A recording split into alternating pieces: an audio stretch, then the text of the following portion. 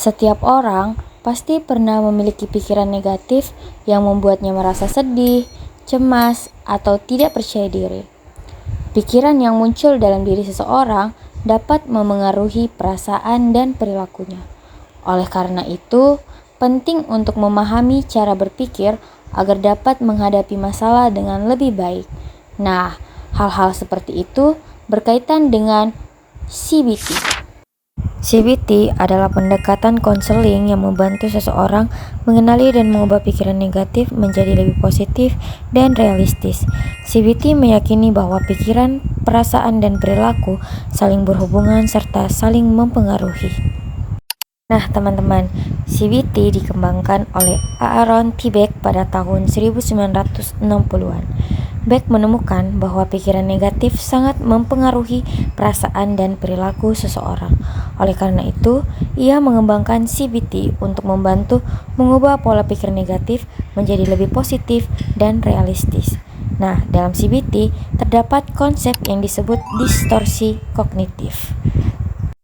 Distorsi kognitif adalah cara berpikir yang kurang tepat sehingga seseorang sering menilai suatu keadaan secara negatif, meskipun kenyataannya belum tentu demikian. Nah, teman-teman, ada beberapa jenis distorsi kognitif yang sering terjadi dalam kehidupan sehari-hari. Yang pertama, ada overgeneralization atau generalisasi berlebihan.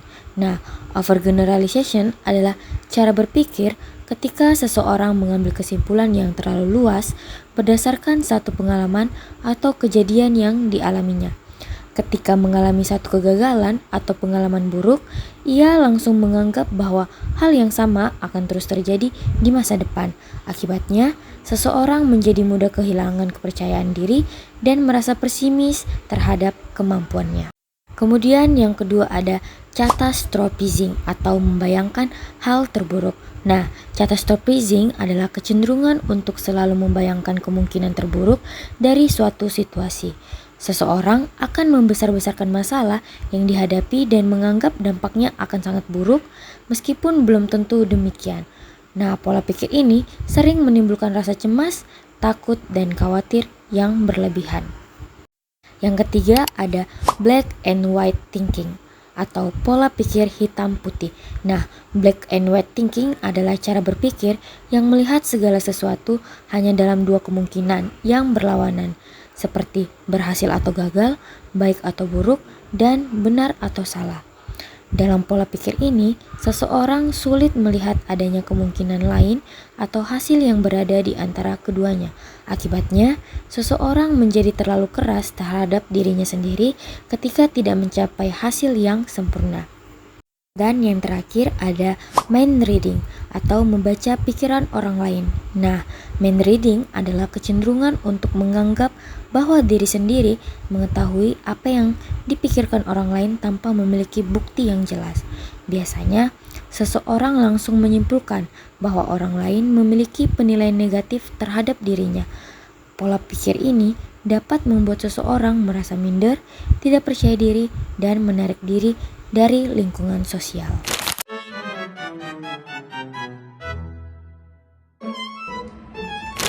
Halo Nisa, gimana kabarnya hari ini? Baik Bu, cuma agak capek aja. Capek karena banyak pikiran ya? Iya Ibu. Oke, Nisa, jadi sebelum kita mulai, Ibu mau jelasin dulu nih sedikit. Nah, jadi selama sesi konseling ini berlangsung, semua cerita Nisa di sini sifatnya rahasia dan aman. Waktu kita sekitar 30-40 menit untuk sesi konseling kita hari ini. Nah, tujuan dari konseling ini untuk bantu Nisa memahami perasaan apa dan pikiran yang selama ini sering bikin Nisa sedih atau overthinking.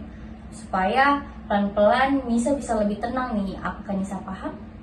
Paham Ibu, oke. Oke, jadi Nisa nggak perlu tegang ya, cerita aja senyaman Nisa. Jadi hal apa nih yang paling sering mengganggu pikiran Nisa akhir-akhir ini? Saya gampang kepikiran sendiri Bu. Kepikiran seperti apa? Coba ceritakan. Kalau ada orang yang berubah sedikit sama saya langsung merasa sedih Bu. Berubah seperti apa yang kamu rasakan? Kayak jadi lebih cuek atau responnya beda sih. Dan waktu itu apa yang langsung muncul di pikiran kamu? Saya langsung bingung, saya langsung mikir, mungkin saya nggak penting buat mereka, Bu. Jadi respon kecil dari orang lain bisa langsung bikin kamu overthinking ya? Iya, Bu, betul. Bahkan bisa kepikiran sampai seharian. Kalau sudah seperti itu, biasanya kamu gimana? Saya lebih milih diam sih, Bu. Maksudnya memendam semuanya sendiri? Iya, Bu, betul. Oke, jadi sekarang Ibu ingin tahu sedikit nih tentang awal mula perasaan itu muncul. Kamu merasa seperti ini sejak kapan, Nisa? Sejak orang tua saya meninggal, Bu. Kalau boleh cerita, waktu itu gimana? Orang tua saya meninggal sehari sebelum saya ulang tahun, Bu. Itu pasti jadi momen yang sangat berat ya buat kamu. Iya, Bu. Apa yang paling kamu ingat dari kejadian waktu itu? Saya masih ingat suasana rumah waktu itu, Bu. Semua orang nangis. Terus besoknya kamu harus melewati ulang tahun dalam keadaan seperti itu. Iya, Bu. Harusnya bahagia, tapi malah jadi hari yang paling sedih buat saya. Sampai sekarang perasaan itu masih kebawa ya? Iya, Bu. Makanya saya nggak terlalu suka kalau ulang tahun. Setelah kehilangan itu, apa yang paling berubah dari diri kamu? Saya jadi gampang takut kehilangan orang. Maksudnya takut ditinggalkan. Iya, Bu. Betul. Jadi ketika ada orang yang responnya berubah sedikit, kamu langsung takut mereka menjauh dari kamu. Iya, Bu. Betul. Dan pikiran itu bikin kamu sedih dan menarik diri. Iya, Ibu. Kalau lagi sedih begitu, biasanya apa yang kamu katakan ke diri sendiri? Saya mikir nggak ada yang benar-benar ngerti saya, Bu. Terus apa lagi? Kadang saya juga mikir saya harus tetap kuat sendirian. Selama ini kamu lebih sering memendam semuanya sendiri ya? Iya, Ibu. Sekarang kita coba lihat pelan-pelan ya Nisa.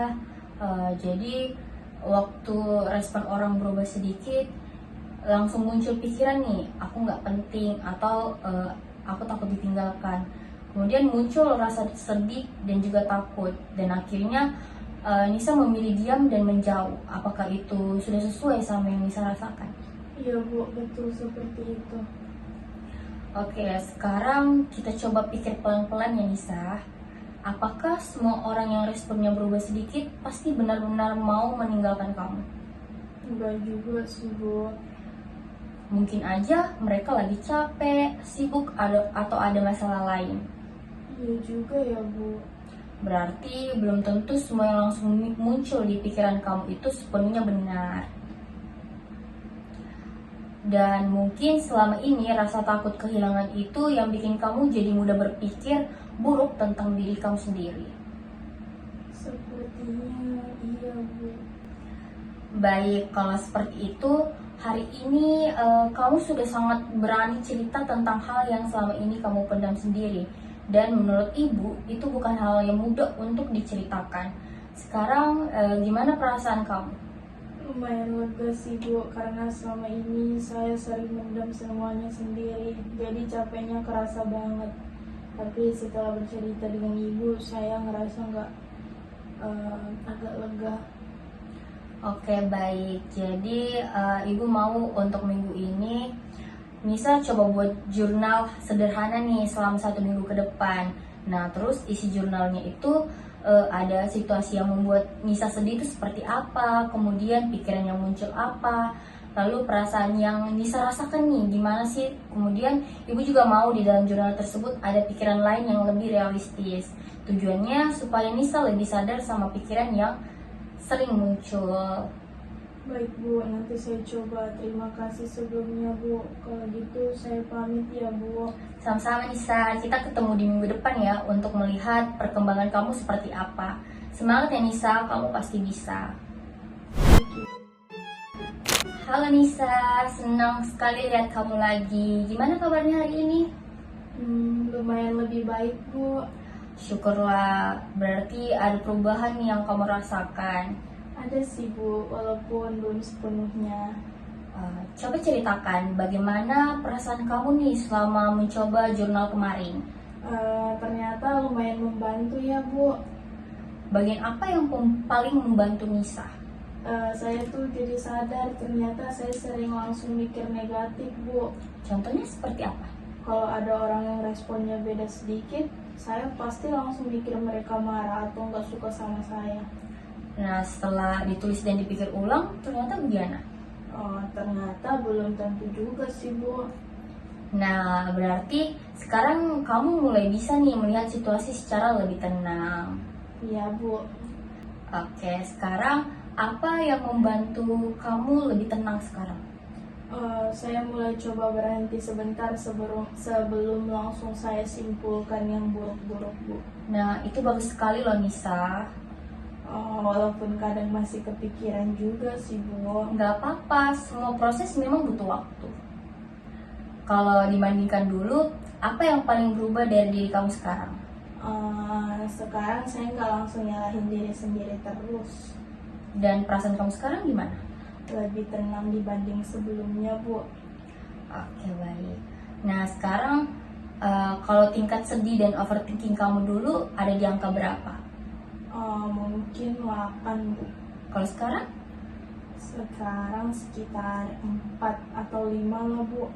Berarti ada perkembangan yang cukup baik ya Nisa? Iya Bu, betul. Oke, sekarang Ibu ingin kamu sadar nih kalau ini bukan perubahan yang kecil. Kamu sudah mulai berani memahami luka dan pikiranmu sendiri, dan itu butuh keberanian yang lumayan besar.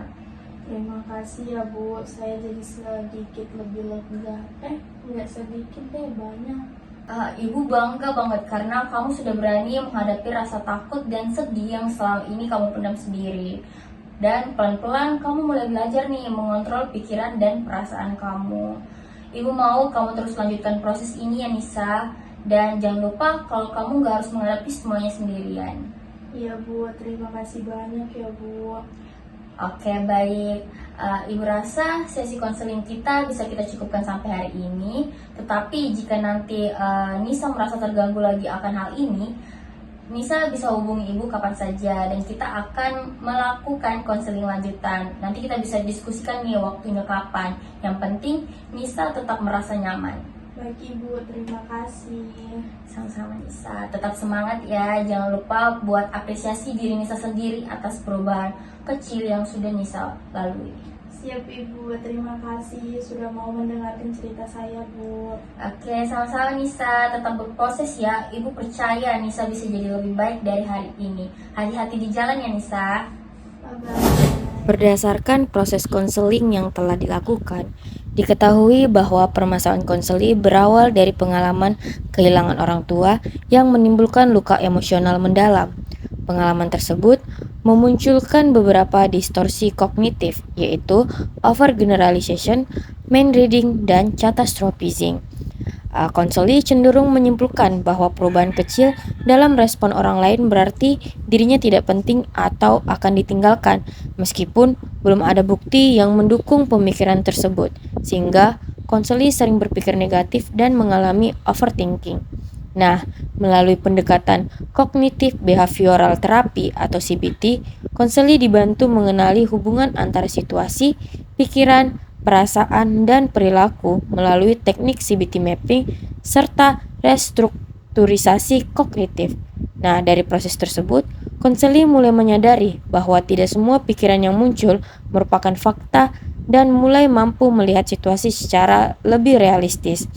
Hasil konseling menunjukkan adanya perubahan positif yang terlihat dari menurunnya tingkat kesedihan dan overthinking dari skala 8 menjadi sekitar 4-5. Nah, dengan demikian, penerapan CBT membantu konseli mengurangi overthinking, mengelola emosi dengan lebih baik, dan mengembangkan pola pikir yang lebih adaptif.